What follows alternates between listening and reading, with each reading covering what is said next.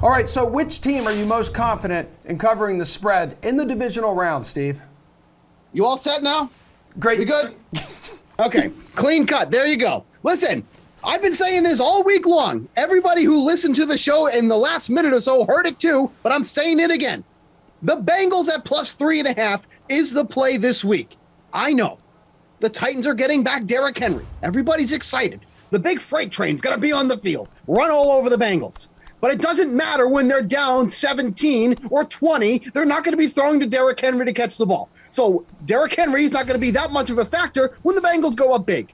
The biggest thing for me, the Bengals are 4-1 as road underdogs this season, covering by an average of 11.1 points. That is a massive number, folks, and that's through 5 games that we're talking about. I think this is a great spot for the Bengals. They've been one of the hottest teams coming into the playoffs. That's not going to stop now against a very poor secondary, first and foremost. Joe Burrow, absolute stud on and off the field. He's going to get it done. They're going to move to the championship round. Bengals +3.5. That's your play for this week. I really wish Jeff Ulrich was here to defend his Titans, who he has loved and cheered for his entire long, miserable life. Pearce, are you backing the Bengals as well?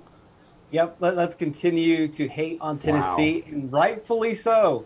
Like, let's go deeper into these Derrick Henry numbers. People have forgotten what he was doing earlier in the season, so let's remind them. Go to his last game before he was injured. 30 carries for 2.9 yards per carry. The game before that, another 30 carries for 3 yards per carry. Against Buffalo, if you take out his 76-yard run, he was going for 3.5 yards per carry. That's not very frightening. If you take out 2 of his runs this season, just take out 2 runs, and he averages 3.7 yards per carry. That ranks 47th in the NFL. That's James Conner's territory. That's not very frightening. People are overhyping this. And that's if he comes back and returns to the form that he was at, which I doubt he will. And also, as Steve mentioned, it's very likely that they get caught into a passing game, which maybe they can hang in there. But the Bengals, like Steve also mentioned, great road underdogs. I cannot believe this line has not moved. Julian, do you want to bully the Titans as well? I mean, I was getting ready to give, this is just best bet, right? I was getting ready to give Packers -5.5. I really like the Packers. But because of all this Bengals love, I will transition and go to the Titans, who I bet at -3, and I think are fine at -3.5. Pearce brought up those last games by Derrick Henry, where he didn't do enough. What were those? A 3-point win against Buffalo as underdogs. A 24-point win against Kansas City as underdogs. A 3-point win at Indy as underdogs. Tennessee has been overlooked all season long. They got the #1 seed with their 2 best receivers and Henry barely playing any snaps together, 100 total on the season. What did they do during those 100 snaps? I'll steal a stat from Anita Marks, who came on the Unreasonable Odds podcast with Steve Buchanan and I this week. Those 100 plays, Tennessee averaged 7 yards per play with A.J. Brown, Julio Jones, and Derrick Henry all on the field. If Henry isn't shredding the Bengals, it's because the Bengals are giving all their attention to Henry and they're going to find ways to score on the outside. I just think having all these weapons healthy, Vrabel coaching the defense the way that he is in this Tennessee defense, having all their backups prepared to step up in a big situation at home, off a bye, Mike Vrabel with 8 or more days to prepare for a game as head coach, 8-0 all time. Titans are winning this game. I love the Bengals. They're great. Great story. Road ends here. Okay. They've never won a road playoff game either in its franchise history. And you, Steve, and Anita Marks will be joining the program coming up. Steve, you look a little tired. You sound tired. I have a message from Jeff Ulrich here. Tell Steve to enjoy his boost this Saturday while he watches with Grandpa Pearce. All right. All right. Okay. Which game has he likes you? He loves you because you're backing his Titans. You're sitting 2 feet away from him. I'll make him not like me. He was pretty far off on those Arizona Cardinals on Monday night. That made me want to. Whoa! There's my best friend. We're in the same room, and I have coffee on the desk. Focus. It's okay. You need it. Which game has your favorite game total, Jules? All right. I have no interest in any of the totals on the board except for when we get to Sunday night. I don't know if I'll bet any, but I like the over in Buffalo, Kansas City. Kansas City money line is a play for me at -125 in this game. I think that the Chiefs are going to win this at home. I don't think that the Bills, I think that the Patriots just made the Bills look so much better than they actually are on Saturday night. But They'll still score some points. Kansas City's defense has been better. It hasn't been as good as it needs to be. On the other side, I'm very confident that Kansas City is going to score on Buffalo. When Buffalo came into Arrowhead and won earlier in the season, it was 38-20, so we got an over there on this number. I think that we see a closer game and both teams score, but Kansas City get it done and be closer to around 60 points in this game. Yeah, by far the biggest total here on the divisional round slate. Pearce, where are you going for your favorite game total?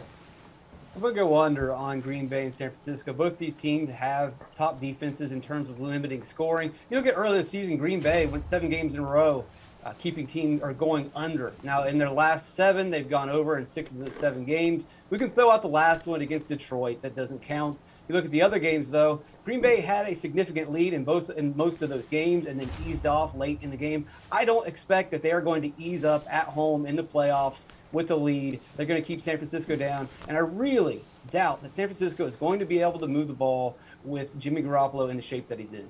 All right, Steven, which one do you like to go over or under?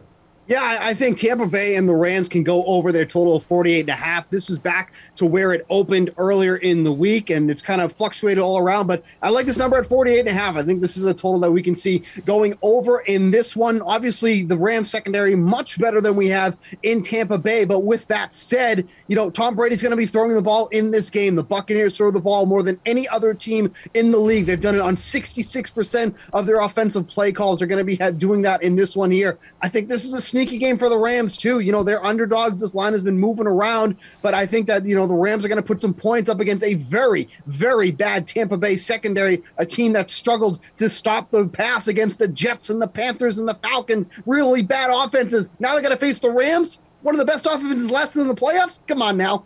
Give me the over in that game. Yeah, dude, and when trailing or leading, Bucks play at one of the fastest tempos around under Bruce Arians. They throw the ball north of 65% of the time. I think you're onto something, Bukes. Let's see if you're onto something here with your best player prop bet.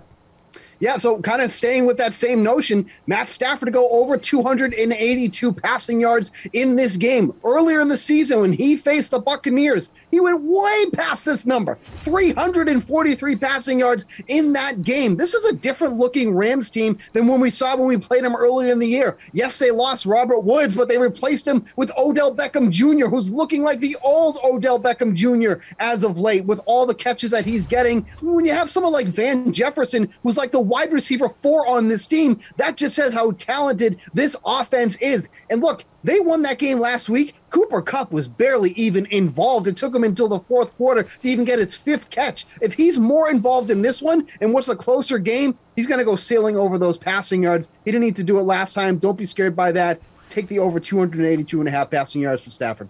All right, which player prop catches your eye, Jules? Yeah, I like Steve's play there on Stafford. I actually like both quarterbacks to go over their passing yard totals in that game. We should see a lot of airing the ball out. I'm going to go to Green Bay, who I was going to use as my best bet for a spread off the top, but I had to combat Stephen Pearce and tell him why the Titans are going to win and cover. So we will go to Green Bay now, where Davante Adams, lay a little juice, but minus 135 anytime touchdown score. Just lay it. It's a big game at Lambeau, cold out. What does San Francisco do? They stop the run. Not as good against the pass. The first time these two teams met, 18 targets for Davante Adams. He caught 12 for $132 and did get into the end zone. Throw away the Lions game in Week 18, which the Packers only played their starters part of the game, and you go to Davante Adams' last 4 actual games. He has 6 receiving touchdowns in those games. Davante Adams, perfect matchup, perfect spot in a gotta-have-it game at home. He's going to get into the end zone. I'm comfortable laying the juice. Pearce, who's in a good spot?